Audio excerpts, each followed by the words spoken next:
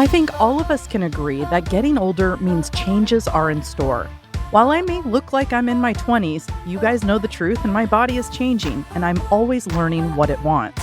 Whether you're in your early 20s and experiencing changes in your menstrual cycle, or your age is a little bit higher and you're nearing perimenopause or menopause, we should be talking about it. There shouldn't be any shame in looking for ways to support our body through changes and help ourselves through difficult times. Happy Mammoth, the company that created Hormone Harmony, is dedicated to making women's lives easier, and that means using only science-backed ingredients that have been proven to work for women. They make no compromise when it comes to quality, and it shows. Hormone Harmony isn't just for menopause. Any woman with symptoms of hormonal imbalances can take it. It's perfect for symptoms that put a woman's life on hold.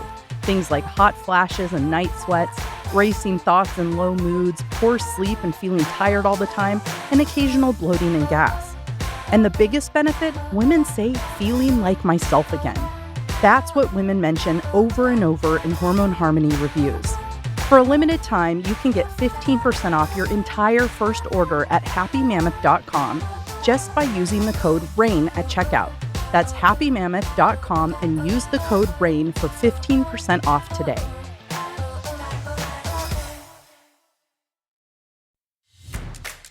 As I've gotten older, it's become more and more important to me that I support my immune system and digestion.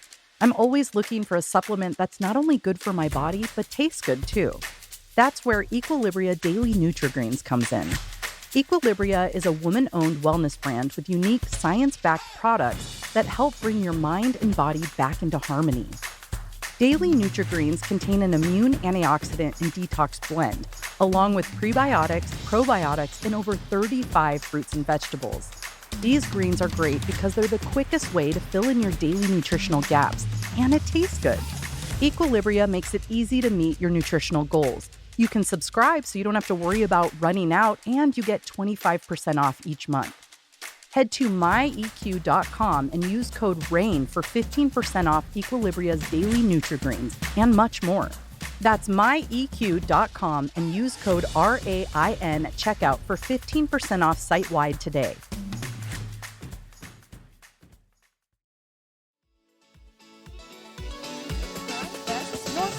True Crime Fest Northwest is just a few weeks away, and you can get your tickets now at truecrimefestnorthwest.com. What can you expect from the inaugural event?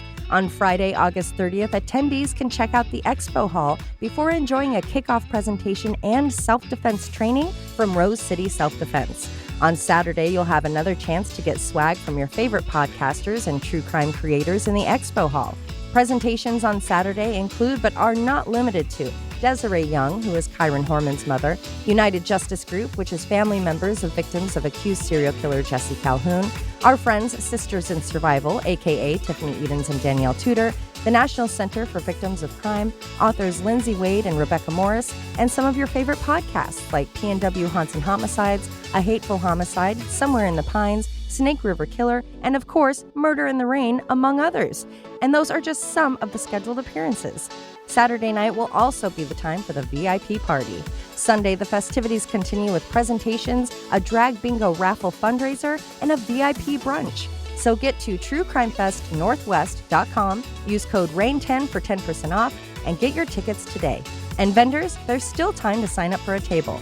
Visit truecrimefestnorthwest.com and get your tickets now. True Crime Fest Northwest, True Crime Fest Northwest, True Crime Fest Northwest, True Crime Fest Northwest.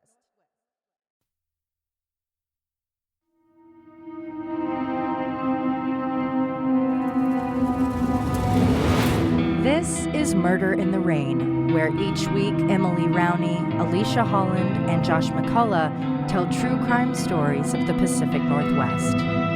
Murder in the Rain contains graphic content. Listener discretion is advised.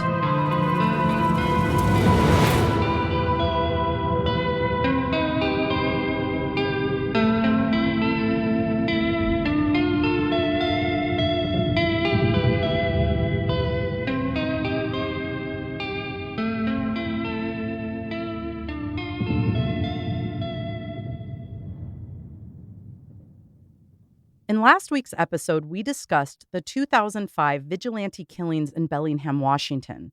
A man haunted by the traumas of his own childhood was on a mission to hunt pedophiles because he thought he was protecting the public, and more specifically, vulnerable children. He claimed he was inspired to do so by another 2005 case from Idaho, the murders of Mark McKenzie, Brenda Groney, Slade Groney, and the kidnapping of the youngest Groney children, Dylan and Shasta. Driven by a desperate desire to confront the man responsible for these heinous crimes, he sought to dispose of as many level 3 sex offenders as he could. In this week's episode, we'll continue to discuss the Idaho case and what happened after the Groney children were taken, and the history of the man responsible, Joseph Edward Duncan III. We left off last week with the amazing recovery of 8-year-old Shasta Groney, who had been kidnapped from her own home alongside her 9-year-old brother Dylan, and who had been missing for over 6 weeks. Thanks to witnesses at the Coeur d'Alene Denny's, she was rescued and the man responsible arrested. The pair had pulled up to the Denny's inside a red Jeep Cherokee. Once police arrived, they ran the plates and discovered that the vehicle was a rental and it had been reported stolen. It was quickly determined, thanks to the license he carried in his wallet, that the man was Joseph Edward Duncan III, and it was clear he had a long criminal history and was a very disturbed man. Joseph Edward Duncan III, who went by the nickname Jet, was born February 25, 1963. There has been conflicting information on where he was born. Some sources say Fort Liberty, North Carolina. Others, like Ancestry.com, say he was born in Tacoma, Washington. His parents, Joseph Edward Duncan Jr. and Lillian Mae Duncan, had 4 other children for a total of 3 girls and 2 boys. The family moved a lot as Joseph Duncan Jr. was in the Army. This resulted in a new post throughout the U.S. and Europe every 2 years. Eventually, he retired to Tacoma, Washington, when Joseph Duncan III was 12 years old. By 1979, Joseph and Lillian separated, eventually divorcing a few years later in 1983. The 3 girls, the eldest siblings, moved out on their own, while Joseph stayed with his mother and his younger brother Bruce went to live with their father. Bruce described their childhood as pretty normal overall. They went to public school, attended church, and were even part of the Boy Scouts. Despite said normalcy, Joseph struggled as he grew older. He wet the bed until he was 13. He did poorly in school with his 1.7 grade point average. He often was mocked and teased by his peers due to his lack of cleanliness. He showed signs of depression, often sleeping through the day, and he admitted to doing drugs like marijuana, PCP, Valium, amphetamines, and LSD. There were times his mom would catch him sneaking out at night to do God knows what. Eventually, what may have been signs of struggles and idiosyncrasies bloomed into something much darker. The first serious run-in with the law that Duncan had was back in 1978 when he was just 15 years old. Duncan was arrested for raping a 9-year-old boy at gunpoint. Within the year, he was arrested after stealing a car. He ended up being sent to Jesse Dislin's Boys Ranch in Tacoma as he was sentenced as a juvenile.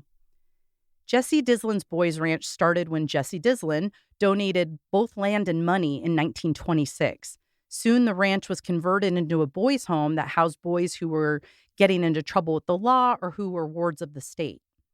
Unfortunately, like many boys' homes across the United States and even others within Washington itself, like Kiwanis Vocational Home in Olympia or the Secret Harbor, there were allegations of sexual abuse.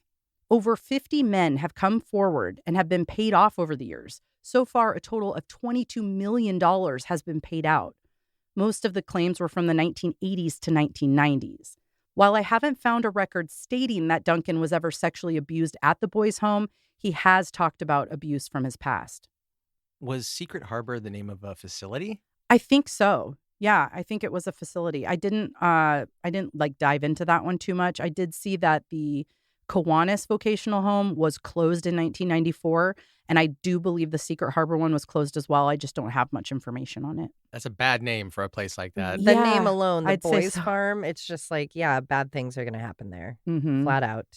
2 years later, in 1980, Duncan was free from the boys' home, and history repeated itself. After stealing multiple handguns and ammunition from a neighbor's house, he attacked another boy. One evening, he saw a 14-year-old boy walking alone and abducted him at gunpoint. He then raped him twice while threatening him with the gun if he didn't comply. This time, after his arrest, he would have a much steeper sentencing. In May of 1980, at 17 years old, Duncan was charged with rape, burglary, and the statutory rape of that 14-year-old boy. Later that same year, Duncan received a 20-year sentence for the crime, albeit a 20-year suspended sentence, which meant he would fulfill his sentence in the Western State Hospital's sexual offenders program rather than prison, and he would be let out when a doctor approved him to be. At least they sent him somewhere instead of just suspended, as in Yeah, not go serving. home. Yeah. Or like have it on your record in case something Uh-huh. else happens. That's why we hear about suspended sentences half the time. Exactly. I feel like the Western State Hospital, too, is fairly infamous. Well, we're going to talk about it right now. Yeah. Oh boy.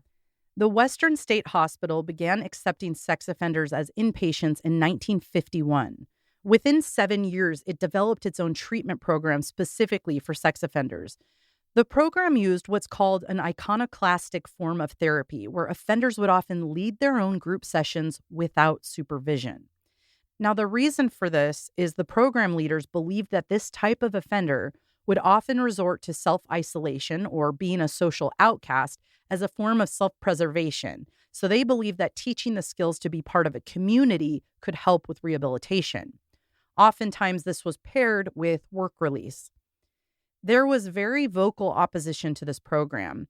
A large portion of sex offenders went through the program in the 70s, which is, of course, around the same time that treating this type of behavior was changing in itself. Due to the costs and the public outcry, the program was actually shut down by 1986.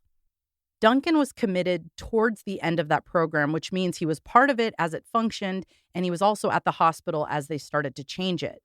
Side note, on July 1st, 1987, a Washington law took effect that prohibited convicting a felony sexual offender to being committed to the social and health services at the hospital. So I basically read that to mean, had he been arrested a few years later, he likely would have gone straight to prison as a 17-year-old rather than going to the hospital because he would not have qualified. Gotcha. Duncan was in the program for roughly 22 months before it was apparent on both sides that it just wasn't working. He wasn't modifying his sexual behavior, and he was constantly secretive regarding his fantasies, which is part of rehabilitation. You apparently have to share your fantasies in order to confront them. But of course, he was like, I'm not telling you, they're mine. On a family visit on Valentine's Day in 1982, his mother came to stay with him. This was a common practice that the families could come spend the night with their son who was in the facility. I think he had his own room, so it wasn't like a big room and she's stuck with all these Right. sexual violent A offenders. visitor area, per se. Right. So when she went to bed that night, he actually snuck out of the hospital, scaled the wall, and went to a cottage nearby where he spied on an 18-year-old woman. Now, her dog started barking, and so he fled and went back to the hospital and acted like nothing happened. And that was towards the end of the time that he was at the hospital. Shortly after that happened, he asked to be moved to prison. While reflecting on the time he spent incarcerated, Duncan had shared with his therapist that his childhood had been filled with incest and abuse. He claimed he had also molested several other children and had not been caught for it. His sexual acts started at the young age of 8, and he would often perform these acts on female relatives. He said by the age of 12, he forced a 5-year-old boy to perform oral sex on him, exactly what he did to that 9-year-old at gunpoint a few years later. Duncan told his doctors that by the age of 16, he had raped 13 boys aged 6 to 10, some of which he tied up, typically forcing them to perform oral sex before he would anally rape them. Despite the very graphic and disturbing acts that this man committed when he was a child, he felt strongly that being a teen himself with a sexual deviancy, it wasn't appropriate to be getting treatment with adult men who had the same issue, whether in a hospital or a prison. I tend to agree here, like not dismissing his behavior, but I do find it odd that people were so comfortable putting 17-year-olds in with these like 30, 40-year-old men committing these crimes when he could be their target. I was going to say some of which might have a proclivity for younger right. boys. Like, what's he going to learn from that? I don't think that's appropriate. But at that time, I don't think they understood that the a male's brain wasn't fully developed. I feel like that came later. Yeah. But I mean, that's a valid argument he's making, even though he's like very disturbed and kind of the worst of the worst. Yeah. He probably learned to be a much better predator. I would agree with you there. In 1994, Duncan was released on parole after serving 14 years of his 20-year sentence. His parole came with rules and conditions. He was to live in a halfway house in Seattle, where his mother lived, and could not have contact with children, in addition to other standard parole rules like not doing things that were illegal. This proved to be too much to ask. In October of 1996, Duncan not only tested positive for marijuana use, but was caught in possession of a firearm. For this violation, he was arrested, and after serving 30 days in jail, he was released. By March of 1997, Duncan was in hot water once again. Like before, he tested positive for marijuana, which was a violation of his parole. In addition to that violation, there were 9 other conditions he broke, including having contact with minor children. His parole officer notified the courts, and Duncan was ordered to undergo a polygraph test on March 26, 1997. He failed the test when it came to questions regarding whether or not he interacted with children. The next day, he stopped contact with his parole officer, and a warrant was issued for his arrest. Within 5 months, he was arrested, but in Kansas City, Missouri, where his half-sister lived. He was caught living in the area without registering as a sex offender, again violating his parole. Now, what's interesting here is he violated the parole and ran, and there was a warrant out for him, and they didn't pick up on the warrant, but they knew he was on parole. So it's like there's a lag in when that information gets there. He ended up getting sent to jail, and while he was there, a couple of inmates filed a complaint against him, stating that he had propositioned them for sex, and when they said they didn't want to, he started threatening their lives. In addition to all of these possible propositions, Duncan was pretty busy with his correspondence in jail. Over the course of several months, he was quietly receiving letters of support from various people. In each letter, the writer would outline that Duncan wasn't a threat and requested that he be paroled. And this worked. He was released from prison and relocated to Fargo, North Dakota. Because of some letters? Yeah. They're probably overcrowded and looking for reasons to get rid of people. How about some letters from all the kids? Honestly. Well, at that point, he's only been really convicted of one and a bunch of parole violations. Aye. In Fargo, Duncan attempted to start a new life. Within months, he enrolled in North Dakota State University as part of their computer science program. Oh boy, pedophiles and computers, typically not a great combo. He was apparently good with computers, too. Records showed that he was part of the Honor Society and made the Dean's List twice. Some rules Duncan was able to follow. When he moved to Fargo, he did register as a level 3 sex offender with the police department, which is a requirement. For most of the time that he was there, he didn't seem to have any incidents, at least wasn't caught for any. This, of course, changed in July of 2004 when a felony complaint was filed against him by the Detroit Lakes Police Department in Becker County. The complaint came after the families of 2 boys, aged 6 and 8, went to police after a disturbing incident. The boys had been playing on the playground of a local middle school when a man driving a red car pulled into the parking lot. He walked towards them on the playground, and they saw he was carrying a video camera. He then called the boys over, and when they came over to see what he wanted, he pulled down the shorts of the 6-year-old and began fondling his genitals. He then tried to do the same to the 8-year-old, who immediately got spooked and ran away. The 6-year-old then took the opportunity to run after him. The youngest of the boys was able to give a general description of the attacker to police, also pointing out that the man had a bump on his upper lip that touched his bottom lip when he spoke. Duncan wasn't the only one who liked computers, because the police loaded these descriptions that the boy provided into them and ran it through a computer program that actually made a possible match: Joseph Edward Duncan III. The entry also noted that Duncan had a 2-door Pontiac Grand Am in the color red and had a bump on his upper lip. The 6-year-old was also able to select Duncan from a photo lineup. While they located a perpetrator in what seems like record time compared to many of the cases we cover, it took 9 months for that complaint to be officially filed, and then another month before Duncan was in front of a judge. That's 10 months. So if you ask me, someone screwed up, or, I'm not sure what happened. Did So they they forget actually to did file it, it? took it seriously, Within a day, used their technology, find the guy, and then it just sat and on then someone's desk. sit on it. Yep. Oh. Now, here's where we all have a collective eye roll and insert our favorite complaint about a broken system. Duncan, who's had a previous 20-year sentence for the rape of a child at gunpoint in Tacoma, Washington, then goes on to commit a sexual assault against a 6-year-old boy in 2004 in Minnesota, was given $15,000 bail. Duncan reached out to a friend and local businessman who lent him the money to get out of jail. And of course, once out of jail in April of 2005, he fled Minnesota, heading west, but not before he made a purchase for night vision goggles and rented a 2005 red Jeep Grand Cherokee somewhere in St. Paul, Minnesota. About a month later, people started to question whether or not he left the area because he didn't arrive at his court hearing on May 6th. That's odd. No way. So once again, a warrant was issued for his arrest, but by then he was many states away. In January of 2004, Joseph Duncan had created a blog called The Fifth Nail. In this blog, it was essentially a diary of his life, a day-to-day account of being a sex offender. While he was convicted of abuse towards children, he denied several times throughout the blog that he was a pedophile.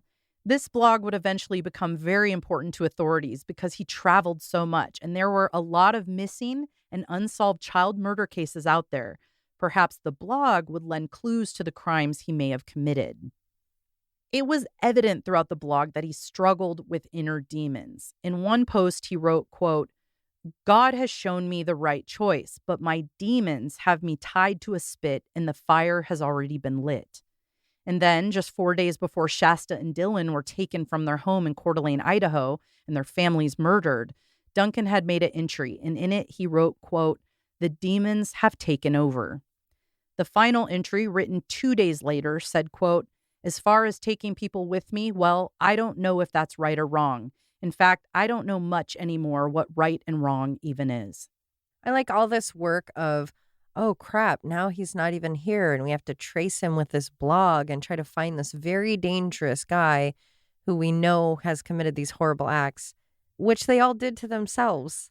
If they had caught him, who knows what he did in those 10 months. So this is retrospective, right? They didn't learn about the blog until they later have him in custody. And Well, they're- right. But I just mean as far as like, whoa, where is he? Is he around? It's like, Right. you guys are the ones that gave him the bail. You're the ones that waited Of 10 months to course. get him. I know. You can't throw your hands up and be like, this guy. I mean, It's there like, is He's a what? master criminal. Honestly, though, if let's be logical about this, every state should have a law. If you are a violent offender, Yes. you shouldn't get bail. Yes. We have learned this over and over and over again in the cases we cover.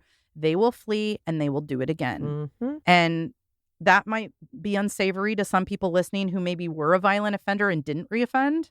But you go for the many, not the one. It's like any other thing, like building a product. We build for the many users, not a single user that uses it differently than everyone else. Right. You got to make rules that protect the children and the public. Yeah. I'll get off my soapbox. It was clear that Duncan was a major threat and had a long history of serious problems and criminal behavior. With everything authorities learned about him, they grew more concerned over Dylan's whereabouts, and they wondered how many crimes they were unaware of. This led to the question why he just walked up to a Denny's with Shasta. Had he planned it? Did he know he was going to get caught? His younger brother, Bruce Duncan, who lives in Tacoma, Washington, claimed that when they were spotted in Coeur d'Alene at the Denny's, Joseph had been back to return Shasta. According to Bruce, his brother had shared this to him multiple times via letters he sent after his arrest. Bruce went on to tell the media that he knew it had to be true because, quote, he wouldn't get caught by accident. And while that seems plausible and even likely, it's possible that little Shasta had something to do with it. On July 2nd, 2005, when Shasta was rescued at the Coeur d'Alene Denny's, one nightmare ended and another began. Everyone had so many questions, but a few stood out as the most important. Was Shasta physically and mentally okay? What happened to the children the many weeks they were gone? And where was 9-year-old Dylan? Once apprehended in the Denny's, police took Duncan to the police station to be questioned. Their primary goal, of course, was to find Dylan. Nearly immediately, Duncan refused to talk to police except for to ask for his lawyer. It seemed they would need to rely on 8-year-old Shasta for as much information as possible. Shasta had been taken to the Kootenai Health Hospital in Coeur d'Alene to have any injuries she may have sustained assessed by doctors. It was surprising her body didn't sustain any significant injuries because the story that Shasta would tell police was horrific. At their earliest ability to do so, police asked Shasta where her brother Dylan was, and to everyone's great disappointment, she told them that he had died. Shasta was able to recount vivid detail throughout what she endured, going all the way back to the day she was taken from her home. As Shasta tried to fall asleep that night, she thought she saw someone hiding in her closet. Dylan, who she shared a room with, tried to comfort her and told her she was likely imagining it, and eventually they both fell asleep. Just 2 hours later, she and Dylan were woken up by the sounds of their mother crying over them. Her mother had gone into the room to wake them up. The kids thought maybe it was time to get up and get ready for school, but their mother told them that someone was in the house and they didn't want anyone to be there. Dylan and Shasta followed their mother out into the living room where both their older brother Slade and their mother's boyfriend Mark were.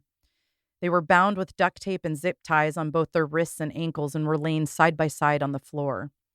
In the room with them was a tall, slender man dressed in all black, wearing a mask and night vision goggles and holding a shotgun. The man demanded that they all get on the floor. When the man told her to lay face down and began to tie her wrists together, Shasta began to panic, knowing something very bad was about to happen. She could hear faint footsteps and then a tap on her shoulder. When she looked up, she saw the man standing over her, putting his finger to his mouth to signal her not to make any noise. He then picked her up and carried her outside, placing her on the ground under a tree next to her brother Dylan. The pair tried to comfort each other as best as they could, but both admitted out loud how scared they were. In quick succession, they heard a loud thump from inside the house, followed by their mother's boyfriend Mark screaming out in pain. A few moments later, their brother Slade came running out of the house towards them, fully drenched in blood. He had apparently been able to break off some of the bindings to free his legs, though his arms were still taped together behind him. The kids watched on in absolute horror as the man ran after Slade and brought a hammer into the air before slamming it down on the boy's head.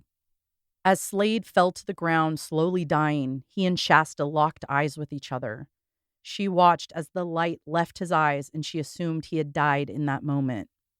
The man then cut the bindings off the two children and loaded them into his red Jeep before leaving with them. Later, we would learn from authorities that there were blood patterns on the back door showing that Slade had not died at that moment and was actually able to get up, go to the back of his house, go through the door when the man left with Dylan and Shasta. He was able to make it to his mother's side before he died. The car ride went on for some time and Shasta said she fell asleep.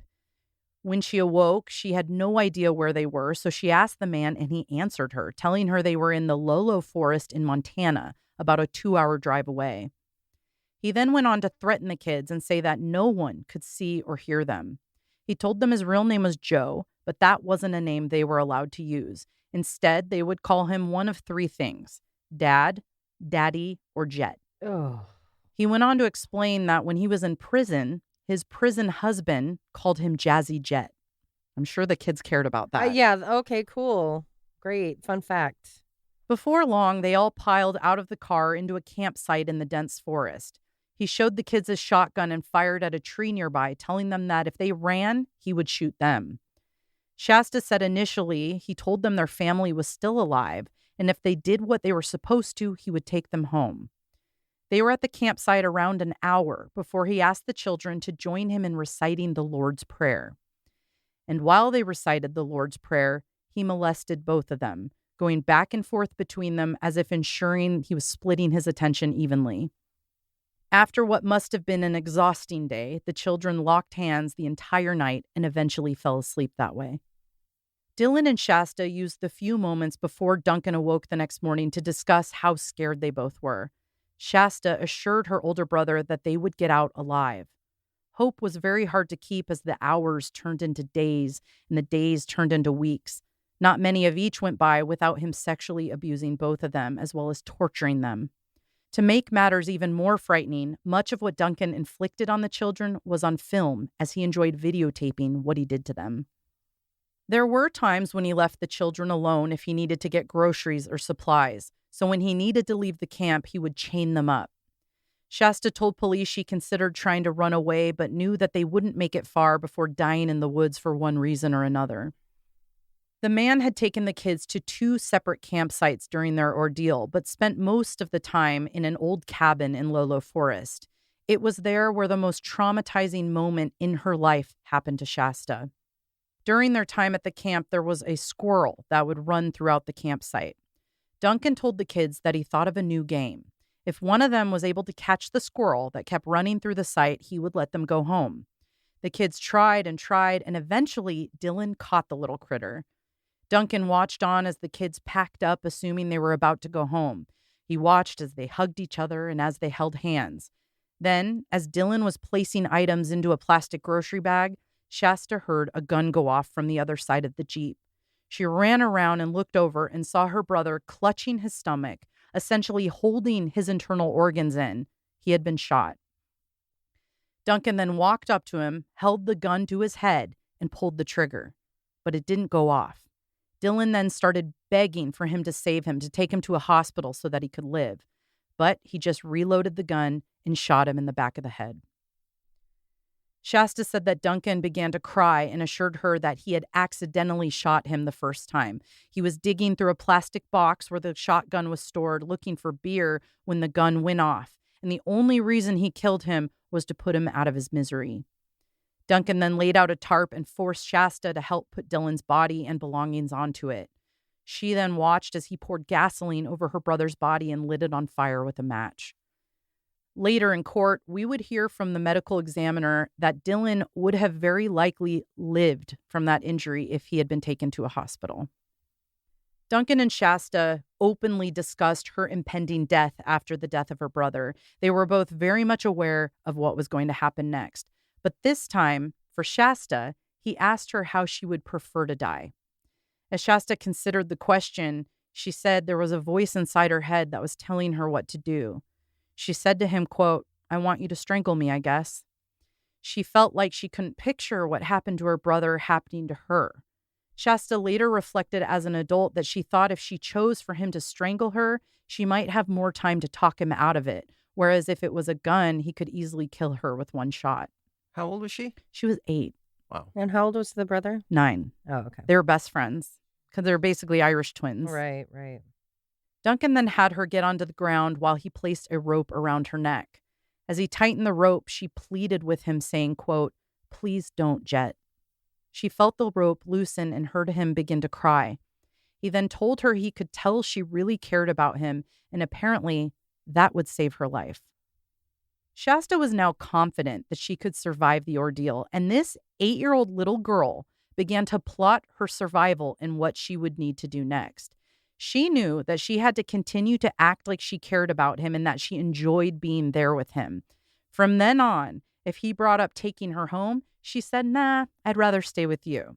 She didn't know it, but she was actually faking Stockholm Syndrome. Good for her. Within no time, she essentially became his best friend, which meant he began to trust her and he began to confide in her. He went on to tell Shasta that he had been in real trouble. So before he was going to get caught, he wanted to find kids.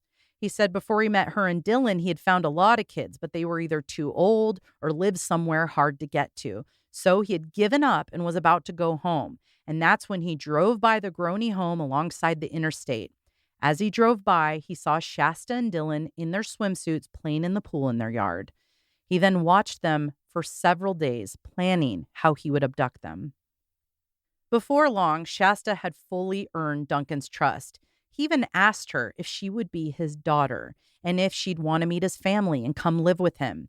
She said she would, but she wanted to stop by her hometown one last time on the way to their new home together. She explained to him that she wanted him to see her life, where she grew up and where her friends lived. He was so happy that she wanted to go with him, he agreed. Before they made it to Coeur d'Alene, they made a brief stop at a convenience store in Kellogg, Idaho, and that's just 40 miles east of Coeur d'Alene. Many news outlets aired surveillance video from the store depicting a young brunette girl in a t-shirt, shorts, and flip-flops with her arms tightly crossed as she kept some distance between herself and a tall, thin adult male in a red shirt. Not long after she was spotted on surveillance at the convenience store, the pair wound up at the Denny's where Shasta was rescued thanks to those that recognized her. So it does make you ask yourself, was Duncan feeling so guilty about what he had done after he made this deep connection with this girl, or so he thought? Or was she a mastermind who manipulated him in order to save her own life? Yeah, I feel like she may be, The smartest 8-year-old to ever exist? yeah, and maybe provided him that little bit of comfort and security that he was needing or something. Yeah, I think he either let down the guard or he did feel guilt. And who knows what's going on with him mentally that he maybe thought, oh, I'm taking my daughter out to get Denny's. What Yeah. a fun treat. Mm-hmm. Ugh, what a sick fuck. She has great instincts. Very. Whatever Yeah. that was. That's incredible. Incredible. And I get the impression like their lives weren't the easiest. You know, their parents were in and out of drugs, and there were people in their lives that may not have been the best. And I feel like kids get scrappy because of that. Yeah. And she definitely had, but she had this incredible bond with her brother that watching him die, I think like almost lit a fire in her. Unfortunately, it caused a lot of guilt for her throughout her life, but she really did think on her toes. After police apprehended Duncan and attempted to get information from him, they quickly got warrants and began to process all of his belongings. Inside the stolen rental Jeep he had in his possession, they uncovered a lot. This included a GPS unit, blood-stained clothing, and a laptop. The GPS held a wealth of information. Duncan had actually bookmarked 36 locations. 33 of them were presumably locations of children he had marked as potential targets. All of them lived in isolated areas.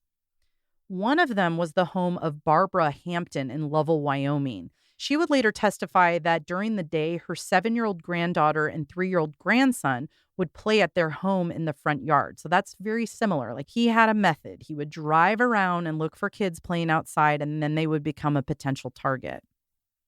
The locations on his GPS traced a route through South Dakota, Nebraska, Missouri, Illinois, Oklahoma, Wyoming, Montana, Washington, and Idaho. Though they had the GPS marking of many of the locations Duncan visited in 2005 on his trail of destruction, such as the Lolo Forest, Shasta was the one that was able to give police directions to the campsite where they stayed. This kid is unbelievable. That's wild. On July 4th, 2005, the discovery of charred remains were found on the campsite that Shasta helped them find. On July 10th, the remains were confirmed to be Dylan Groney. Shasta also confirmed something detectives were deeply considering, and that was whether or not Duncan had involvement in other missing or unsolved child murder cases. Shasta said yes, he had told her secrets, and his secrets were about the kids he hurt in other states. Investigators then began to scour unsolved cases in all of the states that Joseph Duncan was known to have been present in. This immediately led them to Anthony Martinez.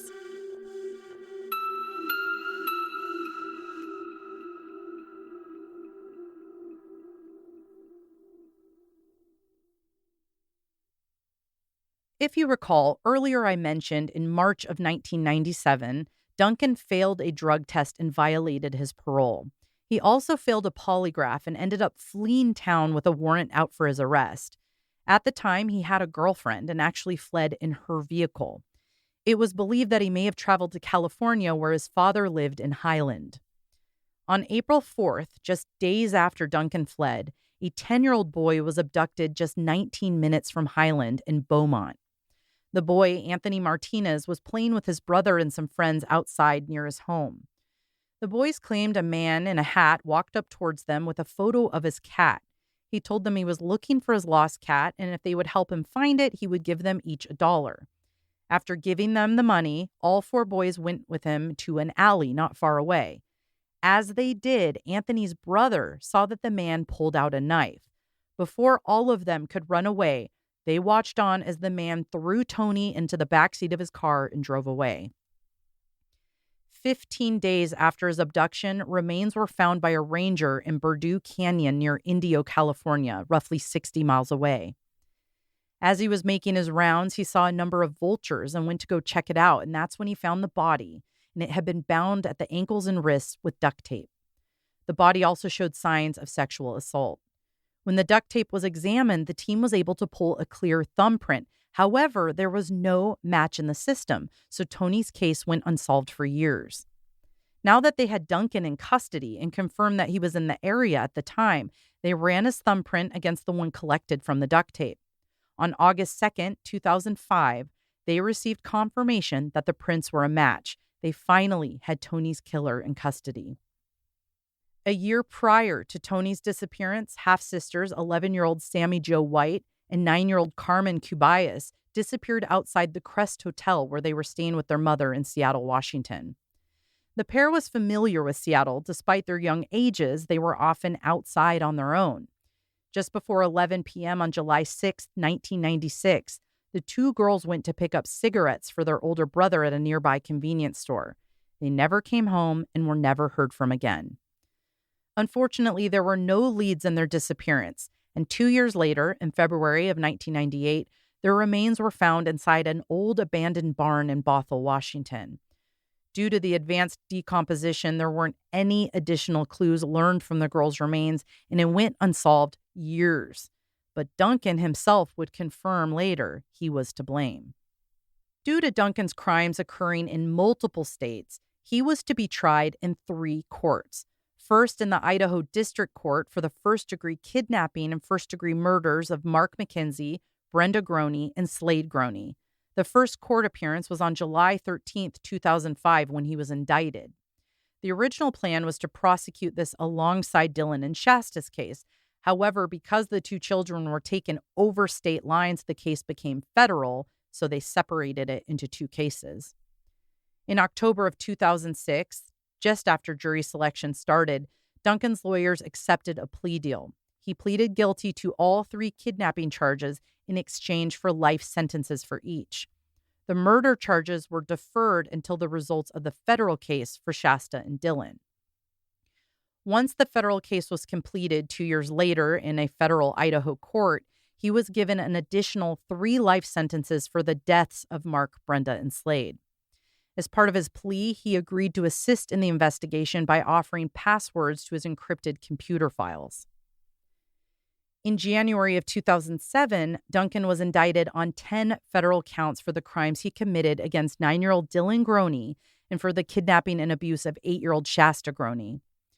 These charges included kidnapping resulting in death, aggravated sexual abuse of a minor, sexual exploitation of a child resulting in death, and using a firearm during and in relation to a crime of violence resulting in death. Duncan agreed to plead guilty to all charges against him. As part of the agreement, Shasta wouldn't have to testify in court or in any additional trials that may occur. It seemed that was the one thing everyone could agree on. Prosecution, defense, her dad, and even Duncan himself. They all wanted her to avoid that. And what worked in their favor there was they had recordings of her talking to police when she was first rescued, talking to doctors when she was getting So they assessed. basically had the testimony. They Exactly. didn't need to bring her. So why traumatize this girl Yeah. further, which is awesome. The trial was heart-wrenching for many reasons, one of which was the videos that Duncan took. These depicted the terrible torture and sexual abuse he inflicted on both children. The tapes themselves were guarded well, so well, in fact, that the prosecutor had a very hard time letting them out of his office. He would make people go to him to watch them until the court had to get involved to allow the defense a copy of them. But I wouldn't want to give it to them because that makes me think that Duncan would be able to view them. Yeah. Duncan even filed something with the court saying he wanted the tapes because I didn't write about this, but there was one point in time where he was his own defense lawyer. I think it was during sentencing. Classic. And he wanted the tapes, and I was so grossed out by that. But Oh. they didn't give him. That's give them to probably him. why he said he'd be his own lawyer. Maybe. Oh, sick. Despite how well protected they were, rumors did get out about them. One of those rumors was that Duncan would repeatedly hang Dylan while nude until he would lose consciousness.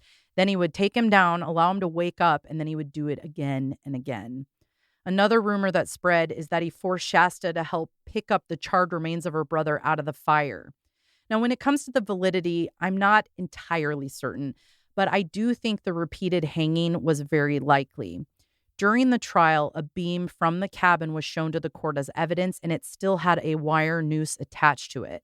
That noose had Dylan's DNA on it.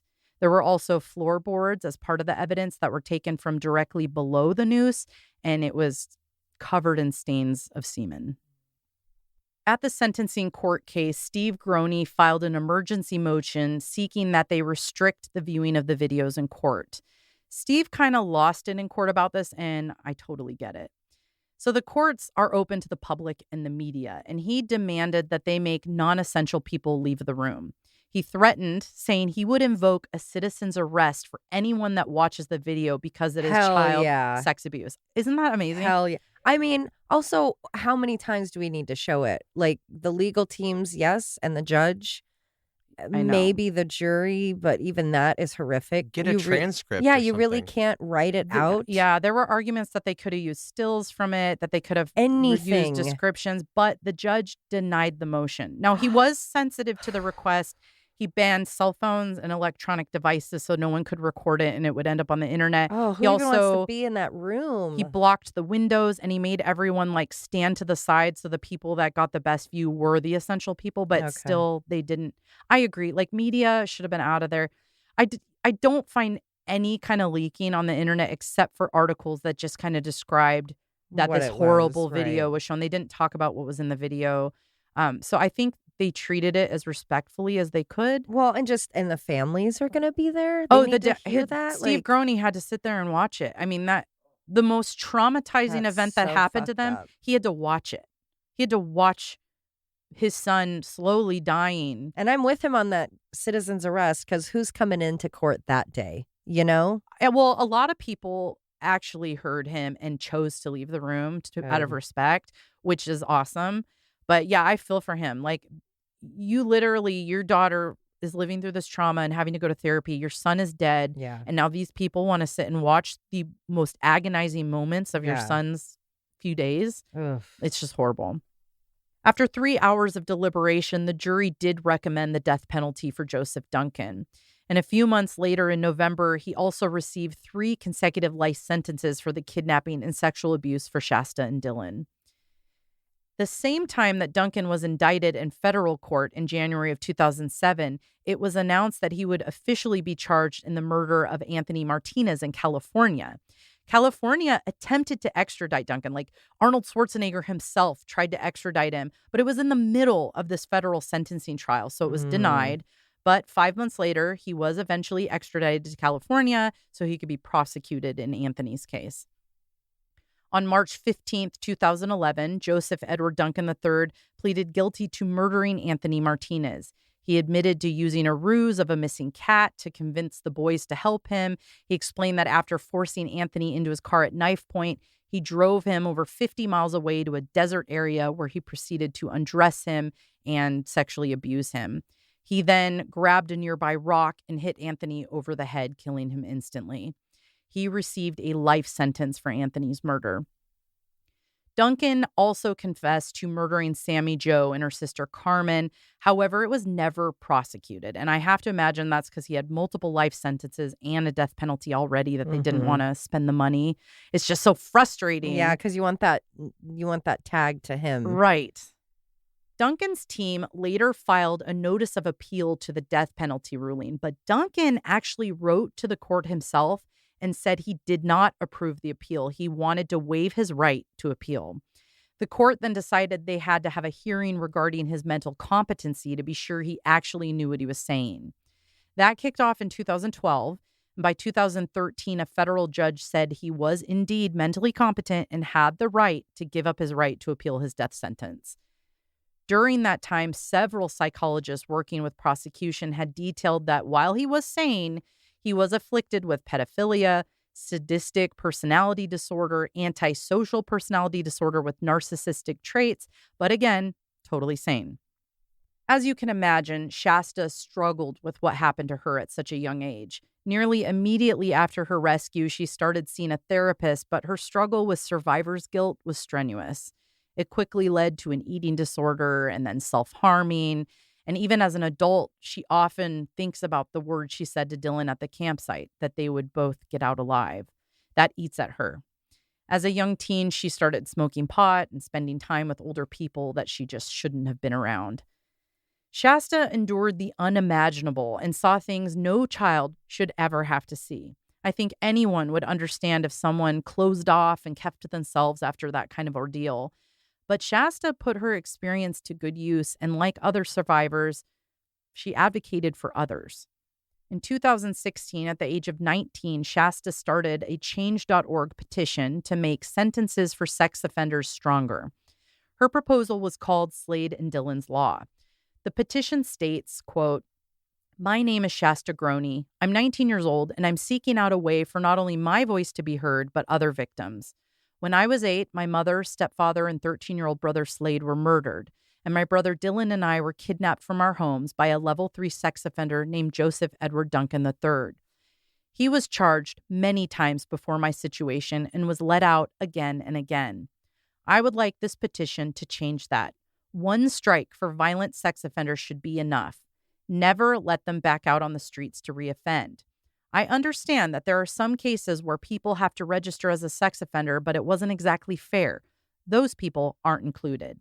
This is for offenders who take other people's decisions to choose. This isn't a disease. It's a sick, twisted person who cannot be helped or fixed. The system failed me and my family, and I'm going to do whatever it takes to put an end to the psychos running the streets." The petition closed with over 50,000 signatures. Shasta's opinion on the topic is shared by many. And while the details of her suggestion were highly unfeasible, I think the sentiment that the system is broken is one that is shared by many.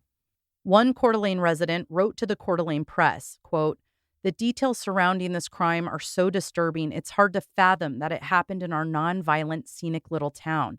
But it did, and it could again if the system doesn't change." We, of course, talk about this in many cases where offenders are let out early and go on to commit heinous crimes. It's incredibly hard not to blame the system that's supposed to be there to protect the public. Some feel karma eventually caught up with Duncan.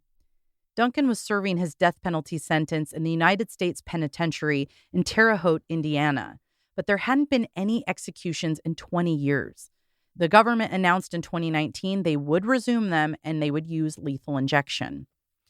Before his execution day would come, Duncan was diagnosed with glioblastoma, a terminal brain tumor. He received brain surgery in October of 2020. However, he declined further treatment of chemotherapy and radiation. The medical team told him that he would have 6 to 12 months to live. Joseph Duncan died on March 28, 2021 at the age of 58, roughly a year after his diagnosis. That's not karma. He got off easy. I know. Even though it probably made him sick, like that's not enough for what he did. Yeah. Although I don't know if lethal injection would have appeased me either. I brought it up earlier, but prior to Duncan's arrest, he detailed his life in a blog titled The Fifth Nail. Now, if you didn't pick up on it earlier from when he insisted the kids recite the Lord's Prayer before he molested them, he had an interesting relationship with religion. This blog is religious in nature. Many of you likely know the story of Jesus, where 4 nails were used in his crucifixion. The lore is that there was a 5th nail that was taken from the crucifixion and hidden by the Romans. And honestly, I didn't look further into that, why they did that, because I don't care. But that's where the name of the blog comes from. After his arrest, while in prison, a new blog came up called Joseph E. Duncan III Returns to the Web from Federal Death Row to Expose the Meaning of the 5th Nail. All of the content posted on that news site was from someone who called themselves Silenced. His posts were, for the most part, religious in nature. He would write messages to a friend on the outside, and she would then post them on his behalf. Her argument, once they figured out who she was, her argument for why she did that was she was hoping he would eventually disclose guilt to other crimes he had committed. I'm sure. I'm really sure. Maybe. I don't know. I would have just lied and said I was putting them online. Yeah. And not really. Now, in them, he continued to talk about how he wasn't a pedophile and how he was trying not to be gay. But like before, it detailed his day-to-day life, this time, being on death row. Now, nothing evidentiary ever popped up in the writings. I just think it's so annoying that he could spew his thoughts and there are people on the internet reading them. And not that I want you to buy this, but you can get a digital version, a paperback or an audiobook on Amazon. And it's his death row journal from 2010 to 2021. And he calls it Gross. The Fifth Nail It's called The Fifth Nail, basically. So if you look it up, you can find it. But please don't do it. And if you really feel like you need to read it, there is a website version. It's called The Fifth Nail Exposed Chronicles. And it's the exact same years. And I'm pretty sure it's all the same entries. So just don't spend money on Yeah, that. absolutely not. I'm surprised, I guess he was gone by then or whatever, but that they didn't put the kibosh on that so that he couldn't They tried. sell anything to Yeah, make money. I know. They took it down. Now, I don't know where it goes either now that he's deceased and it's Right. still up. Like maybe it goes to his brother or something, but it's free. Somebody made a website out of it so that you don't have to buy it. Good. That would be really yucky to receive royalties or whatever from your Yeah. dead sibling. Yeah. Yeah, crime book. Honestly, it even grosses me out when people in true crime buy those things. Like we know a particular person who collects serial killer memorabilia, and they are in the like medical field of true crime, but it still grosses me out a bit Yeah. that people are like collecting this stuff. I mentioned earlier Shasta's struggles in life. I didn't mention her father had brain cancer, and then this year something else tragic happened. In March, a fire swept through her Nampa home, leaving her and her 5 kids homeless. Oh my God. Yeah. So there is a GoFundMe that if anyone chooses to donate, it's in our show notes, but you can also search it on GoFundMe. It's called Support Shasta Groney and Her Children. I mean, her house was utterly destroyed. Oh my God. How does that happen? I, How does that happen to to someone? one person, all these tragic things. Like imagine 5 or 6 of the worst imaginable things you could put to anyone's life, Yeah. and she's got them all. I And know. also that makes it's a little tricky to say that what's his butt got karmic whatever when because that he had stuff a brain happens tumor to her. when her Mhm. dad got a brain tumor too, or brain cancer. Yeah. you I know? know. It's very sad. It's like that's not really karma for him, you know. I know. The other thing Oh, that's that awful. that kills me is that these kids that were victimized, it does come up again. So when they went to trial for him for sentencing, they actually brought in the 14-year-old that he raped when he was 16 and he Oh. testified. So he's now a high-ranking naval officer, but he sat on Wow. the stand and he gave his account. And the reason I think is because it was basically a copy and paste what this guy would do. Right. You know, he would showing his MO. he would use a gun. He would force them to do oral sex. He would rape them anally, and he'd drag it out, try to do it as many times as he could. So I think that was, it's Well, just, good for him. I for know. I mean, doing good that, for him for coming to the stand. exactly. and That must be very hard. He's like, someone's got to protect these kids out here. Yep. If this guy's just going to be out and about. Now, there are several other cases where Duncan is still a suspect. I don't know if we will ever know without more evidence, but I figured I'd give you a little rundown of them. So on March 26, 1997, 7-year-old Deborah Palmer was last spotted walking to Oak Harbor Elementary School at 8:30 a.m. She never arrived at school. 5 days later, her partially dressed body washed up on a beach roughly 5 miles from where she had last been seen. I think I actually covered this in an episode from like season 2. I covered a bunch of missing kid cases in Washington. This is one of them. So while Deborah's case is still unsolved, Duncan was in the area at the time. He'd been staying with his mother in Tacoma or Seattle, one of the two. But on March 31st, his mother told police she actually didn't know where he was and that he had taken his girlfriend's car. So that was right before Anthony Martinez. So it's very likely he could have been on a spree. You'd think, too, that he would maybe confess to those things before he had died. That would have been nice. Since he didn't go to trial for the other one. But the thing is, they had evidence in the other cases. Well, with Anthony Martinez, they had evidence, so he couldn't deny it. But that's what I mean of like, well, hey, they're not taking me to trial for something that I know. it's obvious I've done. But But why that's- don't I just tell you guys everything I did because I'm so whatever he thinks he is. you I know? mean, you're either putting faith in someone that they could be a decent human to say Yeah. that, or you're wondering if they're that narcissistic that they want to brag about it. I don't think he was either. I think he Yeah. was somewhere in between. But it bothers me that he admitted to Sammy, Joe, and Carmen, but there was little evidence there. And yet, Mhm. so maybe he was telling the truth. Maybe he had nothing to do with these ones. I don't know. But there are still more. So Duncan was also considered for the Kansas City disappearance of 11-year-old Sean Hornbeck. I recognized him immediately. I'm not sure if we've ever talked about him on the show. Sean went missing around 4:30 p.m. while riding his bike on October 6, 2002 in Richwoods, Missouri, which is just east of Kansas City, where Duncan was staying with his family. 7-year-old Dalton Messerchick went missing March 26, 2003. He was last seen playing in his front yard. His body was found in the river the next day. He'd been bludgeoned to death with a hammer. So that sounds a lot Yep, like the him as MO. well. Lastly, 5-year-old Leanna Beener Warner was last seen between 5 and 5:30 June 14th, 2003 in Minnesota, and this is about 200 miles east of Fargo. I mentioned earlier that Duncan was an avid blogger, and there's an entry from January of 2004 when he started the blog where he actually mentions Leanna's disappearance. And he says he believes authorities are going to consider him because he was in the area. He said, "I'll be the primary suspect."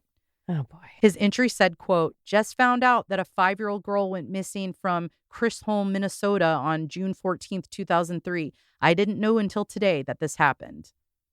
One other thing I wanted to bring up was this case brought up many concerns about Megan's Law and that it wasn't working. So Megan's Law requires that all 50 states release information regarding sex offenders to the public. And we kind of talked about that. I think it's more episode 1 where people were using that information to target sex offenders at one point. Right. But it's like, where's the line of where you notify the public to keep them safe without giving away too much information to keep them safe too? It's a very murky gray area. Now, 22 states require the passive notification, is where it's just like on a website somewhere, but they don't have to like send a letter or go door to Knock on the door or door, call yeah. them. But states are pretty much left to their own devices on how they handle that. So I do feel like over the years, we're going to see more changes to that because of the families that are really putting in work around, hey, it would be nice to know if somebody's like cruising through my area. Yeah. It's just so hard. It's really Yeah, hard. it is tricky because if someone has done their time and let's say they are not recommitting, they've done their time, they're out, they're free, but they do have to notify. Do we really need to know their exact address? Or Right. is that something that just Neighborhood. the officers need and then it A says des- the neighborhood? But then do you want a description and see their face so you know who to avoid if your little kid's at the park and sees them? Right. It's so hard. And then my biggest question is, how are these things not being communicated faster to states? Like, hey, a Right. warrant on a sex offender should be like blast through every nearby state so Mhm. that they can keep an eye out. Like, that is serious. Even if it's a violation for marijuana, they were a violent sex offender Right. who And they're raped willing a to break child. the law. Exactly. They fleed. We need to catch them. And that's the other thing too. It's yes, they report their address and officials have it and they might stop by and check on them or whatever. You're not guaranteed that that is where that person is going to be. You're not guaranteed that And so- the person checking up on them cares all that much Yeah. either. So you're taking the word of someone who could be like this guy who's just a full-on monster piece of shit and hoping that he's staying in the parameters where he's supposed to stay. And And I will say, though, the last few cases where we've talked about parole officers, I feel like they do a pretty decent job. So Yeah. I'm not going to say that I made a comment like we don't know how well they're doing their job. This case, they called him in. They did what they were Right. supposed to do. They checked up on him. It's the system, the computer system talking to each other. It really could be better with the amount of technology we have. How is this not further along? But yeah, donate if you can. Donate to her. Yeah. It must be very hard to not have a home with 5 children. The fact that now I'm getting on my soapbox. The fact, I mean, financially, of course, it's always like, oh, we can't fund schools, we can't fund healthcare, we can't fund all these things. We can always fund bombs. How do we not have something in place, some sort of survivor security fund or something where people could just, wouldn't that be amazing if there was just like a single thing? Yeah, I And think we that, all there put probably money are in. privately. I'm sure there are groups that do offer that, but I agree. Yeah. Like a federal But just something thing. that is taken care. Like we have you on this list. You have been, and I'm not talking about like your purse was stolen, so you No, get but you were. $1,000. But I'm you sorry, were you were raped by an adult for days upon that we days. kind of like let slip through our fingers and ruined your life and killed your entire family and like did the worst Mhm. things you could ever think of. Yeah. You're set. Here's your housing. Here's your medical. You're set. Not Yeah. in the same vein of, but in the same concept of disability. She should be getting. It does seem like it does. I mean, truly, you're like mentally it has scarred. affected your life to the point that maybe you can't function every day, understandably. So here's your survivor check, your monthly check. I do think it really helped that her dad was there. Like, Oh, he was yeah. able to get to the hospital by the time they were done with the assessment. He was in another state. I think he was actually in Seattle at the time. So he's in the state, but really far away. he was able to get there and be there for her, and they got her in treatment right away. But to lose your whole family like that and your best friend in the most gruesome, horrible way. Yeah. Thank goodness her father was there. A while back, she did a couple of interviews, and one of them was with People, and she talked about it was hard because her dad was a truck driver. He had a girlfriend who she stayed with, but he was gone a lot, so she felt like she didn't always have someone to talk to and confide in, and so that kind of added to the eating disorder and, the guilt just eating away at Yeah. her. She was, I think, bulimic, I believe, but just she's been through so much, and I think it's amazing she's willing to share that with people, Mhm. because so many of these things would just be traumatizing to talk about over and Yeah. over. But she shares her story pretty openly. Wow. For both last week's episode and this week's episode, I read the book Stolen in the Night by Gary King. The book was written and published before all of the court proceedings were done and before Duncan's death, but it's very detailed. A lot of coverage about all of the cases I've talked about. So check it out if you're interested. Oh, that was horrible. I know.